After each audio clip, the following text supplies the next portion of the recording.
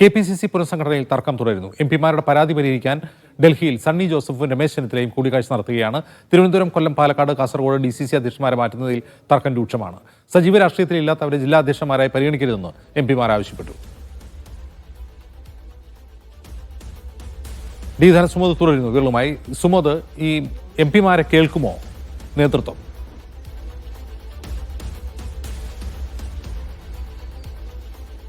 അജിംസ്, വാസ്തവത്തിൽ ഇപ്പോൾ എംപിമാരെ കേട്ടതിൻ്റെ ഒരു ബുദ്ധിമുട്ടാണ് ഇപ്പോൾ സംസ്ഥാന നേതൃത്വം അനുഭവിച്ചുകൊണ്ടിരിക്കുന്നത്. കാരണം എംപിമാർ പലരും DCC അധ്യക്ഷന്മാരായി അവരുടെ ജില്ലകളിലെ ആൾക്കാരെ നിയമിക്കുമ്പോൾ അവർക്കൊരു മേൽക്കൈ വേണം, അവരുടെ ഒരു അഭിപ്രായം പരിഗണിക്കണം എന്നുള്ളതായിരുന്നു പ്രധാനപ്പെട്ട ആവശ്യം. പക്ഷേ അവരുടെ ആവശ്യങ്ങളെല്ലാം ഈ സംസ്ഥാന നേതൃത്വം തള്ളിക്കളഞ്ഞിരിക്കുകയാണ്. ഇപ്പോൾ കൊടിക്കുന്നിൽ സുരേഷ് ആവശ്യപ്പെടുന്നത് രാജേന്ദ്ര പ്രസാദിനെ അവിടെ നിലനിർത്തണം എന്നുള്ളതാണ്. പക്ഷേ പ്രായാധിക്യം മൂലം അദ്ദേഹത്തിന് എല്ലാ സ്ഥലങ്ങളും കൃത്യമായി ഓടിയെത്താൻ കഴിയുന്നില്ല. തെരഞ്ഞെടുപ്പ് വർഷമാണ് വരുന്നത്, തദ്ദേശ സ്വയംഭരണ തെരഞ്ഞെടുപ്പ് വരുന്നുണ്ട്, നിയമസഭാ തെരഞ്ഞെടുപ്പ് വരുന്നുണ്ട്.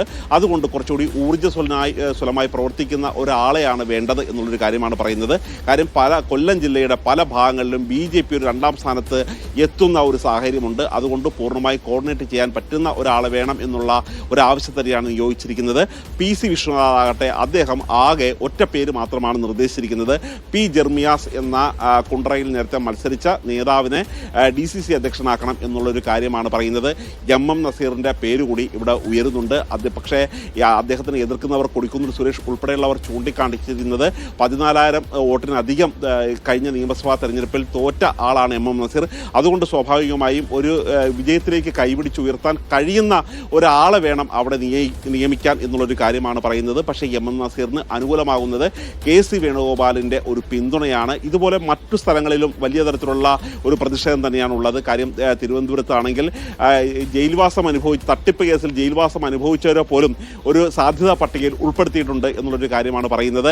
അതുകൊണ്ട് ശശി തരൂർ കൂടിക്കാഴ്ചയിൽ പറഞ്ഞിരിക്കുന്നത് നിലവിലെ DCC അധ്യക്ഷൻ്റെ ചുമതലയുള്ള ശക്തൻ നാടാർ തുടരട്ടെ എന്ന് തന്നെയാണ്. കാര്യം നാടാർ വിഭാഗത്തിൽ നിന്നും ആദ്യമായിട്ടാണ് ഇത്തരത്തിലുള്ള ഒരു DCC അധ്യക്ഷൻ വരുന്നത്. ഇത് വലിയ തരത്തിലുള്ളൊരു തർക്കം പിന്നീടുണ്ടാകുന്നത് കാസർഗോഡാണ്. 25 വർഷമായി കോൺഗ്രസ് സംഘടനാ രംഗത്ത് പോലും ഇല്ലാത്ത ഒരാളെയാണ് അവിടെ സിറ്റിംഗ് MP തന്നെ നിർദ്ദേശിച്ചിരിക്കുന്നത്.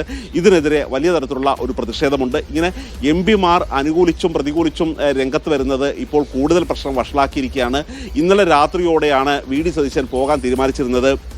രമേശ് ചെന്നിത്തലയും ഇന്നലെ തന്നെ പോകാനാണ് തീരുമാനിച്ചിരുന്നത്. പക്ഷേ നേതൃത്വം അവരോട് അഭ്യർത്ഥിച്ചിരിക്കുകയാണ്, ഇന്ന് ഈ പ്രശ്നം പരിഹരിച്ചതിന് ശേഷം മാത്രം പോയാൽ മതി. അതുകൊണ്ട് ഈ രണ്ട് നേതാക്കന്മാരും ഇപ്പോഴും ഡൽഹി കേരള ഹൗസിൽ തന്നെ തങ്ങുകയാണ്. മാരത്തോൺ ചർച്ചകളാണ് ഇപ്പോൾ 2 ദിവസമായി കേരള ഹൗസിൽ നടക്കുന്നത്.